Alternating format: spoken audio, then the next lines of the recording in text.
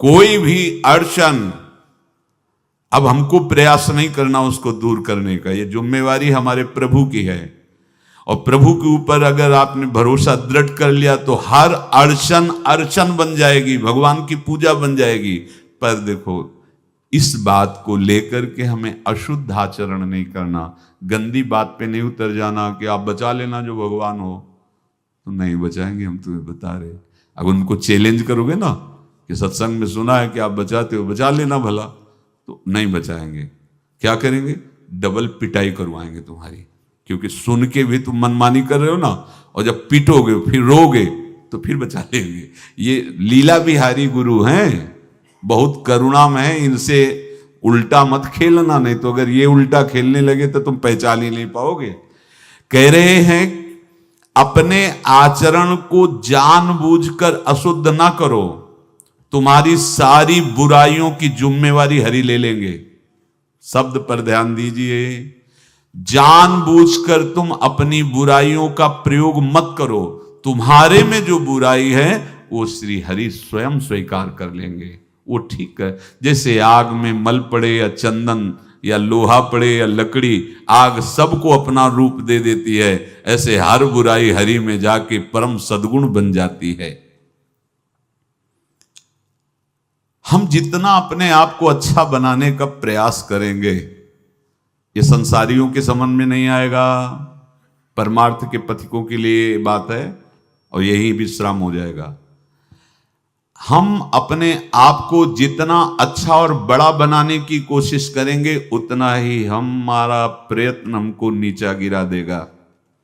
यदि हम अपने को भगवान के आश्रित कर करके उनके नाम का जप और उनकी आज्ञा पे चले तो इतने अच्छे बन जाओगे, बिस्तरे सब जग विमल कीरति साधु संगति नाटरे। इतने महान बन जाओगे कि विश्व आत्मा भगवान जब हृदय से लगा लिए तो जा पर कृपा राम की हुई, ता पर कृपा करे सब कोई। स्वामी का प्रभाव दास में आ जाता है। अरे एक साधारण कीड़ा भृंगी अपना प्रभाव दूसरे कीड़े पर डालकर उसे भृंगी बना देता है, तो भगवान का नाम गुण रूप लीला धाम तुम्हें ये नहीं प्रदान कर देगा? भगवद आश्रय लेते ही जिसके भय और विषाद नाम जप से नष्ट हो गए, नाम जप और सत्संग से, उसके हृदय में ऐश्वर्य भगवान का प्रकट होता है। तो बाह्य और आंतरिक दोनों वो ऐश्वर्यवान होता है। ज्ञान, विद्या, श्री, कीर्ति, शक्ति, सौंदर्य, माधुर्य ये प्रकाशित होने लगता है। बिना किसी बनावट श्रृंगार के उसके चेहरे पर आकर्षण होता है, देखते ही हृदय लुभायमान हो जाता है। ऐसा माधुर्य होता है भक्तों का, क्योंकि माधुर्य सिंधु प्रभु का चिंतन होता है। जो भगवान के आश्रित है उसे भय की तो कोई गुंजाइश ही नहीं है, कोई गुंजाइश नहीं। क्यों? क्योंकि वो भगवान सर्वशक्तिमान उसकी रक्षा में रहते हैं। बहुत छोटा सा प्रसंग है। एक नीलांबर दास नाम के महान भक्त हुए हैं, जन साधारण गृहस्थ की तरह जीवन व्यतीत करते थे। एक दिन उनको सत्संग सुनने को मिला। सत्संग में जब जैसे यही सब सार बातें, तो उनको लगा कि अभी तक तो हम अपने को पूर्ण मान रहे थे कि हमारे पास रुपया है, पत्नी है, पुत्र है, घर है, सब मौज मस्ती है, लेकिन ये सब छूट जाएगी मरने के बाद, फिर मेरे पास क्या रहेगा? सत्संग यही अंदर आपके विवेक डालता है। बड़ा पश्चाताप उनके हृदय में हुआ। ये है कृपा, जिसको अपने लौकिक भोगों के बीच में रहकर उनसे जलन पैदा होने लगे, जान लेना भगवान उन पर बहुत कृपालु हो गए हैं। उनके हृदय में प्रार्थना जागृत हुई, प्रभु कोई साधन भजन नहीं जानता, अभी तक तो गृहस्थी के भोगों में और भोगों के संग्रह में मुझे ऐसा लगता रहा कि मैं पूर्ण हूं। चिंतन गाढ़ होने लगा प्रभु का। सत्संग जहां हुआ था वहां भगवान जगन्नाथ जी की चर्चा जो प्रेम विह्वल हुए थे ब्रज लीला में, सुन करके ब्रज लीला का भाव सुनकर श्री सुभद्रा जी, बलराम जी और लालजू, वो प्रेम विगलित रूप, तो जो हम सुनते हैं वही हमारा अनुराग होता है। तो नीलांबर दास के मन में दृढ़ संकल्प हो गया, अब सबसे पहला जीवन का काम भर नेत्र जगन्नाथ जी को देखूं। जगन्नाथा स्वामी नयन पथगामी बहुत में एकांत में बैठ के बहुत रोना आया कि प्रभु बहुत दूर हो, ये उत्तर प्रांत की बात है और आप बहुत दूर हो, कैसे मुझे सामर्थ्य दो कि मैं इस ग्रह रूपी बेड़ियों को तोड़कर निकल पड़ूं, मोह रूपी हथकड़ियों को तोड़कर निकल पड़ूं। ऐसा ही हुआ। जब कोई सच्ची चाह हृदय में प्रकट कर लेता है तो मंजिल दूर नहीं लगती, चाहे जितना दूर हो। कुछ अर्थ लिया और अपने परिवार से प्रार्थना की, बच्चे सयाने थे कि ये सब वैभव आप लोग देखो, अब मैं किसी योग्य नहीं रह गया, अब जब तक जगन्नाथ जी को भर नेत्र नहीं देख लूंगा तब तक अब जीने की आशा नहीं। तो घर वालों ने भी देख लिया था कि अगर ये सुखी रहे जगन्नाथ जी को देखकर तो ये हालत इनकी ऐसी देखी नहीं जाती, न खाना न पीना, कुछ अच्छा न लगना। सब ने अनुमति दे दी, झोली में कुछ अर्थ रख दिया, बोले भाग पड़े जैसे बहुत समय से बिछुड़ा हुआ कोई अपने प्राण प्रिय से मिलने के लिए। ना खाने की चिंता, ना पीने की चिंता, ना मार्ग की थकावट, बस नेत्रों में उत्साह भरा हुआ है। कब ऐसा होगा कि जगत के नाथ को मैं अपने भर नेत्र देखूं। जगन्नाथा स्वामी नयन पथगामी भोज, कैसे बस चिंतन में जगन्नाथ। जब कोई सतमार्ग में चलता है तो विघ्न पे विघ्न आना प्रारंभ हो जाते हैं। क्यों विघ्न? क्योंकि हमारे कुछ पूर्व पाप होते हैं जिनको भस्म होना अनिवार्य है। जैसे आप कल श्री गोपाल चरवाहे का चरित्र सुना कि 27 दिन क्यों इंतजार करवाया भगवान ने। विरहाग्नि में अनंत जन्मों के सब पाप भस्म हो गए, निर्मल शुद्ध बुद्ध परमात्मा स्वरूप हो गया। भारी थकावट शरीर में, नदियां पड़ती हैं, नाले पड़ते हैं, कष्ट सहते हुए। अब जब विशाल भागीरथी के तट पर तो तैरना आता नहीं था, संध्या का समय हो गया था। विचार किया कि रात भर यहां रुकना मेरे बस की बात नहीं। चैन नहीं हृदय, चैन नहीं होता हृदय में। जब वो लगन लगती है ना, लगन का काम ही होता है अगन, उसको कुछ सुहाई नहीं देता। जब हृदय में लगन लग जाती कुछ सुहाई नहीं देता। जिस पर हो तुम रीझते क्या देते यदुवीर, रोना शिशकना तड़पना आहों की जागीर, ये संपत्ति मिलती है।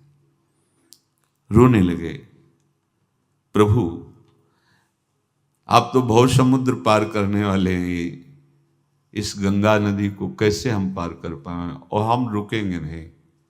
अब चाहे प्राण चले जाएं, तैरना तो आता नहीं, मैं पार जरूर होऊंगा। इतने में देखा एक नाविक मछुआरा मछली, वो बहुत ही दुष्ट स्वभाव का था। उस दिन उसको मछलियां मिली भी नहीं थी। इनको रोते हुए देखा तो नाव किनारे लाया। पार चलना चाहते हो? बोले हाँ। तुम्हारी झोली में कुछ है कि केवल हाँ ही कह रहे? बोले नहीं, परिवार वालों ने कुछ डाला, भी देखा तो नहीं, दिखाया तो उसमें कुछ मुद्राएं, पहले स्वर्ण मुद्राएं आदि। वो प्रसन्न हुआ और मीठी मीठी बातें करके नाव में बैठा। आओ आओ। भक्त को कोई संशय और भ्रम नहीं होता। और वो कपटी आदमी, उसने विचार किया कि अगर इसको छीन कर पार कर देंगे तो ये राज कर्मचारियों को सूचना देगा, फिर हम बांधे जाएंगे। तो इसे बीच धारा में ले जाकर गला दबा के मार देते हैं और इसकी संपत्ति ले लेते हैं। कौन जानेगा, गंगा के प्रवाह में बह जाएगा, पक्का निश्चय। अब जब वो धारा सीधे निकलना है और वो ऐसे चला, तो उनका भैया हमें तो पार होना है, आप कहाँ ले जा रहे हो? बोले चुपचाप। अब उसका रूप बदल गया, वो चुपचाप बैठे रहो, अभी मैं तुम्हें गंगा से क्या इस शरीर से भी पार कर दूंगा। वो समझ गए कि शायद अब इस जन्म में जगन्नाथ के दर्शन संभव नहीं, क्योंकि ये मारेगा, हाथ में डांड है, अगर उसी से प्रहार करेगा तो एकदम आर्थ हुए कि प्रभु मरने का तो भय नहीं है, पर यदि आपको भरने तो देख लेते फिर मारे जाते तो अच्छा था। ये आशा लेकर के मैं मरना नहीं चाहता, एक बार मैं आपको देखना चाहता हूं। भय बिल्कुल नहीं हुआ, भय विषाद भक्त को नहीं होता।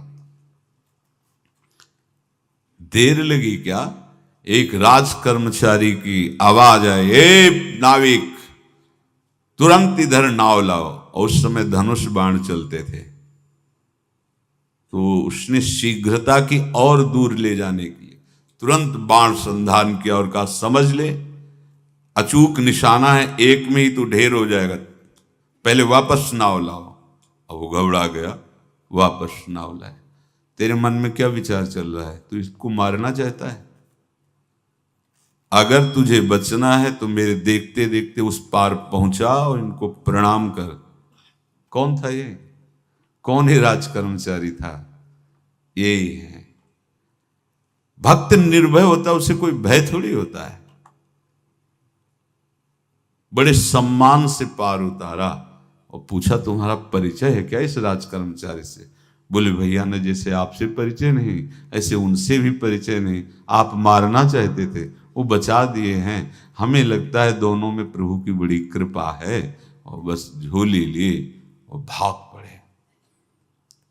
भागते भागते जब जगन्नाथपुरी गए तो ध्वजा दूर से देख के साष्टांग दंडवत की, मानो प्रीतम का इशारा हो गया कि अब हमारा काम बन गया। अब तो जगन्नाथ जी के, और जे ही प्रभु जगन्नाथ जी के सामने गए तो एक बार देखा इतनी प्रेम विकलता कि शरीर छूटा और ब्रजधाम आ गए। प्रभु का विधान संदेह युक्त नहीं होता, निसंदेह तुम्हारे सामने वो विधान प्रकट होगा जिससे तुम्हारा परम मंगल हो जाएगा, परम मंगल हो जाएगा। डरना नहीं। बताया नहीं तो एक बार प्रेम भगत की बात, तो हमारे पास प्रेम जी आते थे, बहुत नाम जापक थे, श्री हरिवंश श्री हरिवंश। तो उनसे पूछा आपकी ऐसी नाम निष्ठा कैसे आई? तो उनका गलती से नाम निष्ठा कैसे आती है?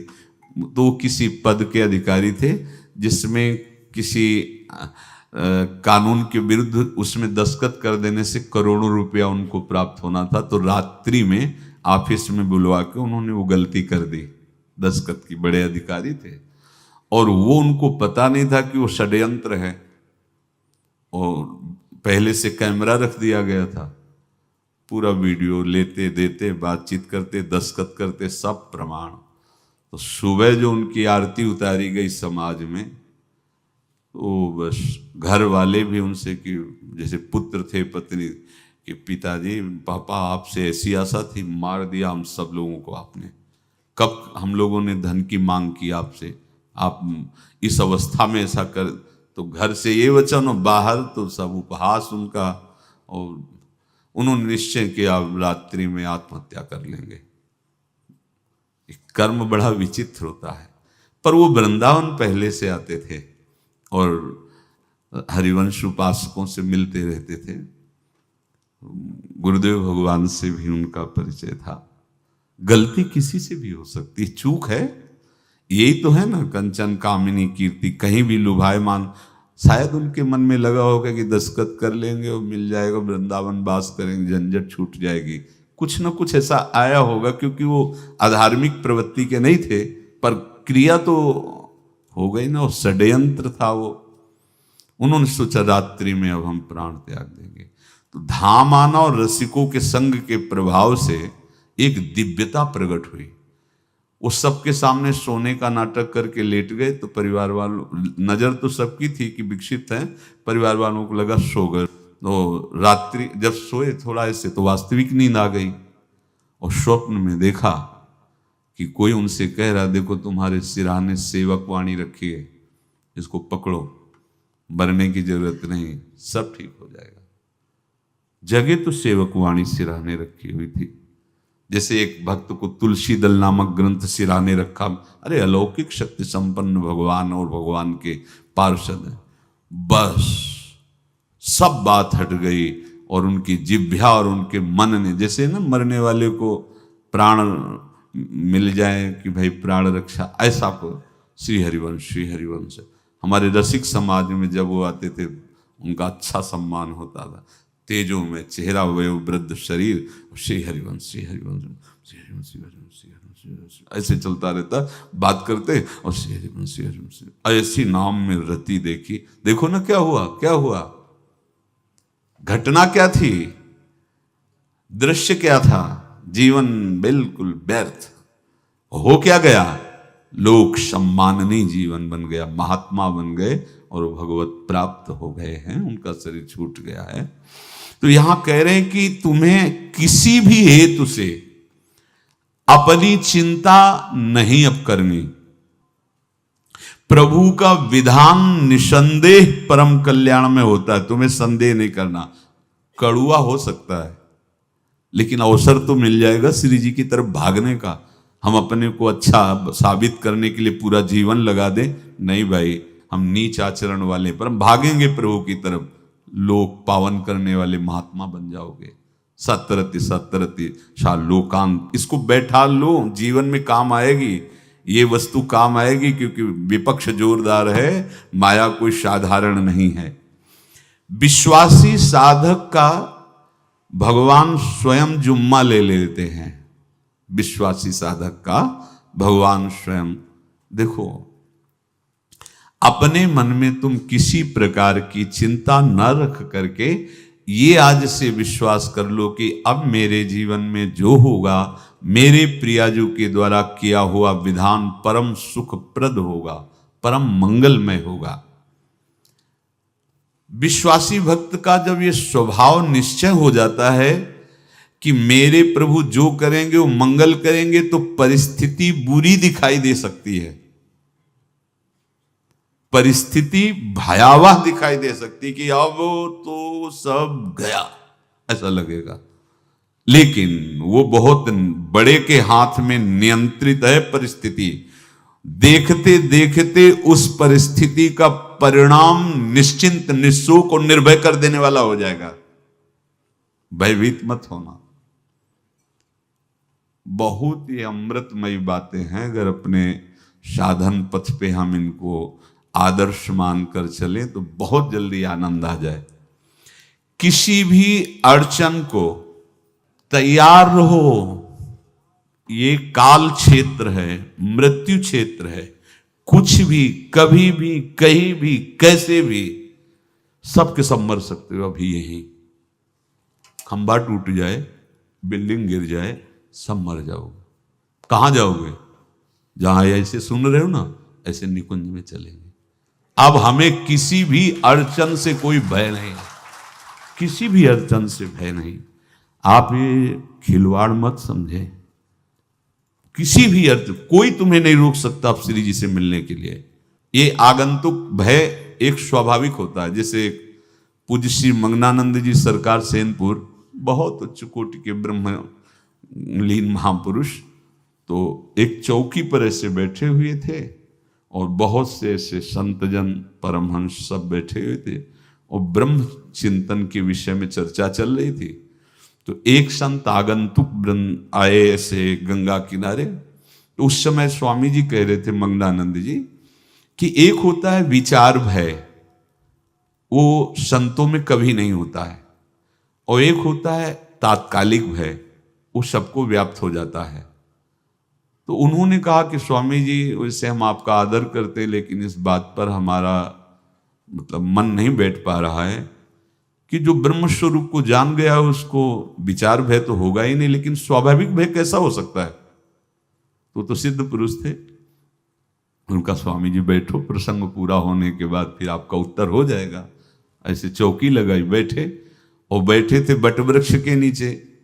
तो एक जैसे बाज है, गीद पक्षी है, उस समय तो वो संध्या का समय था, आके ऐसे जे ही बैठा तो खरबर खरबर वो डाल, तो महाराज चौकी के नीचे हो गए, जो गंगा किनारे से आए थे ना। तो कहा स्वामी जी ये विचार भय है या स्वाभाविक भय है या आपको ब्रह्म चिंतन या ब्रह्म बोध नहीं? तो हंस दिए, बोले उत्तर मिल गया। ये स्वाभाविक, जैसे अभी बंदर चीख दे तो सब घबरा जाओगे ना, विचार भय नहीं है ये आगंतुक स्वाभाविक भय। भय विचार भय कि अब जो है ऐसा होगा, ऐसा हो सकता है, नहीं नहीं, वही प्रसंग चल रहा है। भगवान प्रमाण देते चले जा रहे हैं। देखो, कोई भी भय, कोई भी अड़चन अब तुम्हारा अमंगल नहीं कर सकती, पक्का मान लीजिए, डरो मत। देखो इसमें इसीलिए प्राणों की बाजी लगा के, अब हमारे प्राण नहीं हैं, हमारे प्राण प्राणनाथ को समर्पित हैं। मेरे प्राणनाथ श्री श्यामा, तो क्यों भय करें? तो हम ये सब कर किसके लिए रहे? श्यामा जी के पास पहुंचने के लिए। श्यामा जी के पास पहुंच गए, हमें श्यामा जी के पास जाना है। ये बिल्कुल छोटी मोटी बातें, अंदर ये जो सांसारिकता है इसका त्याग करो। आप इस बात को समझो। गुरु गोविंद सिंह, लाखों की समाज बैठी हुई थी, उन्होंने कहा कि अगर तुम आजादी चाहते हो तो तुम्हें अपने प्राण देने पड़ेंगे हमें। खड़ा हो कोई व्यक्ति जो अपने प्राण देना चाहता है, मैं उसे आजादी, आजादी दो प्रकार की, एक प्राकृतिक आजादी और एक दिव्य आजादी, दोनों देने में समर्थ थे गुरु गोविंद सिंह। हाँ, ये सिखों के आचार्य हैं, बहुत ही अध्यात्म बल और शारीरिक बल से भी पुष्ट। एक खड़े हुए हिम्मत करके बोले आ, गड़ा सा हाथ में अंदर गए और ऐसा लगा कि उनकी गर्दन उतार दी गई और ऐसे रक्त प्रवाह सा नाली से बहा, जो सबको दिखाई दे रहा था। और कोई है? जब पता ही चल गया कि गर्दन उतारी जा रही, रक्त प्रवाह, वो कहते मुझे तुम रक्त दो, प्राण दो, मैं तुम्हें आजादी दूंगा। 2 3 4 5 अंदर ले जाते, ये आभास भी नहीं होने दिया कि वो जीवित है। 5 तैयार, पूरी सभा में 5 तैयार। बोले ये पंच प्राण प्यारे हैं भाई, इतने से एक एक से 1.25 लाख को परास्त कराऊं, देखना मेरा नाम गुरु गोविंद सिंह न धराऊं, यदि एक एक से 1.25 लाख को परास्त, क्योंकि प्राणों की बाजी समर्पित कर दी। अब क्या भय? माया से आजादी प्राप्त करने के लिए भयभीत होना तो बिल्कुल जीवन में छोड़ दो। विचार भय नहीं होना चाहिए, ये स्वाभाविक भय होगा। अभी कोई ऐसी आवाज आ जाए, वो ऐसे स्वाभाविक होता है, उस पर तर्क वितर्क नहीं किया जाता। विचार भय नहीं होना चाहिए। जानते हो, तुम्हारा जीवन, तुम्हारे प्राण, तुम्हारा शरीर हरि को समर्पित है और हरि के अधीन काल है, कुछ नहीं हो सकता, और जो कुछ होगा वो परम मंगल होगा। किसी भी अड़चन को भगवान के सौहार्द के सामने अड़चन मत मानना। हम अगर अड़चन को दूर करने का प्रयास करेंगे तो अड़चन हमें फंसा लेगी, अड़चन। और यदि भगवान पे विश्वास कर लिए तो वही अड़चन अर्चन बन जाएगी, उपासना बन जाएगी। मान लीजिए बात, मान लीजिए।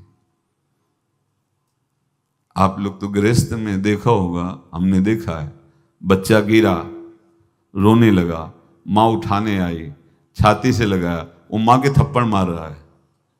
यद्यपि वो कुछ जानता नहीं, पर भाव जब उसके देखे, बलिहार है, इस वात्सल्य की बलिहार है, ये माँ को मार के कह रहा है, थप्पड़ मार के, अब तू छाती से लगा रही, जब गिरा और चोट लगी तब तू कहाँ थी, क्यों ले उठाया? ये अधिकार हरि, वो तो अल्पज्ञ माँ है, पर हम तो सर्वज्ञ हरि के वात्सल्य में डूबे हुए हैं। हमको तो भय बिल्कुल नहीं होना चाहिए। पूज्य श्री सूरदास जी के शब्दों में मानो नीलांबर दास जी की ही प्रार्थना हृदय से प्रकट हो रही। कह रहे हैं कृपा अब कीजिए बलि जाऊं। मुझे पता नहीं था, मैं मोह निद्रा में ऐसा सो रहा था कि नाना प्रकार के स्वप्न देखकर राजी हो रहा था। संत सत्संग मिला तो मुझे पता चला ये तो जो कुछ भी है सब व्यर्थ है। ये मकान, ये परिवार, ये धन, ये वैभव, ये पद प्रतिष्ठा, ये केवल चंद मिनट की चांदनी है। जब यमदूत आएंगे, मारेंगे, पिटाई करेंगे, नरक ले जाएंगे, तब कौन साथ देगा? साथ में जाने वाला तो कुछ नहीं है। सत्संग में भगवान के चरणों का आश्रय सुना तो कह रहे, कृपा अब कीजिए बलि जाऊं, बलिहारी जाऊं प्रभु, अब तो कृपा कर दो। कृपा तो हो चुकी है। होए विवेक मोह भ्रम भागा। कहां से विवेक आया? जब सत्संग मिलता है तब विवेक जागृत होता है, और भगवान की कृपा के बिना सत्संग नहीं मिलता। सत्संग मिला मानो भगवान आवाहन कर रहे हैं आपको अपने आनंद समुद्र में डुबोने के लिए। बिनु सत्संग विवेक न होई, राम कृपा बिनु सुलभ न सोई। सच्ची मानिए, सत्संग ये केवल भगवत कृपा से मिलता है। पहली कृपा तो सत्संग हुई, अब विवेक जागृत हुआ, तब सब होए विवेक मोह भ्रम भागा। तो मोह में जो सब अच्छा लग रहा था अब अच्छा नहीं लगने लगा, काटने को दौड़ने लगा। सबका प्यार, सबकी वस्तुएं, सब वैभव सम्मान, सब झूठा, सच्ची झूठा, फसाओ। प्रार्थना हृदय से निकली, कृपा अब कीजिए बलि जाऊं, नाहिन मेरे और को बल, चरण कमल बिन ठाऊं। कृपा अब कीजिए बलि जाऊं, बलिहारी जाऊं प्रभु, अब तो कृपा कर दो। मेरे में कोई बल नहीं है, कोई साधन बल, तपस्या बल, योग बल, ज्ञान बल, कोई बल नहीं। बस हृदय से मैं आपके चरणों का आश्रय लेता हूं। वैसे तो अगर हम अपने मुख से अपना परिचय दें तो हों असौच, अकृत, अपराधी, सन्मुख होत लजाऊं। तुम कृपालु करुणा निधि के सो, सुना है अधम उदाहरण नाऊं। कृपा अब कीजिए बलि जाऊं। किसी योग्य नहीं हूं, अपराधी हूं, अकृत, अशौच, सदैव मन और शरीर दोनों अपवित्र रहा है। यद्यपि किसी लायक नहीं हूं, आपके सन्मुख होने में लज्जा लगती कि कहां मैं नीच अधम और कहां आप परम पावन पुण्य श्लोक प्रभु। पर सुना हमने सत्संग में कि आप बड़े कृपालु हो, करुणा निधान हो, तो हे कृष्ण, हे अधम उदाहरण, आपकी महिमा सुनकर हिम्मत पड़ रही कि अब आपके चरणों की तरफ मैं बढ़ूं। क्योंकि विचार करके देखा, कोई ऐसा नहीं है जो मुझे संभाल सके, मेरी रक्षा कर सके। काके द्वार जाए हुए ठाढ़ों, देखत काहि सुहाऊं। असरन सरन नाम तिहारो, हो कामी कुटिल निभाऊं। प्रभु, किसके द्वार जाके खड़ा हूं? जितने देवता हैं ये सब बनिया की दुकान की तरह हैं। तुम्हारे पास जितने पुण्य साधन है उतना ही फल मिलेगा। मेरे पास तो कोई बल है नहीं, तो कोई मुझे तो स्वीकार करेगा नहीं, ठुकरा देगा। नाथ, सुना है आपका नाम सत्संग में, असरन सरन है, जिसका कोई नहीं होता उसे आप स्वीकार कर लेते हैं। मैं बहुत कामी हूं, कुटिल हूं, पर एक ही ठौर है, आप मेरा निर्वाह कर सकते हैं। कलुषी अरु मन मलिन बहुत, मैं बहुत कलुष हूं, बहुत मलिन मन हूं, पर बिना स्वार्थ के आज तक कोई काम किया नहीं, तो आपसे भी सौदा करके ही शरण में होऊंगा। सेत में तो न बिकाऊं, तो आपसे भी सौदा है हमारा। सेत में शरण नहीं हो जाऊंगा आपकी, यद्यपि मैं ऐसा बता दिया पूरी। देखो भक्तों का हृदय कैसा होता है। हाँ, क्या चाहिए आपको, क्या चाहिए? तो सूर पतित पावन पद अम्बुज, सो क्यों परिहरि जाऊं, कृपा अब कीजिए बलि जाऊं। सेत में नहीं बिकाऊंगा, आपके चरण का मोल लूंगा। सदैव आपके चरण हमारे हृदय में रहे, मेरा मन आपके चरणों के आश्रित रहे।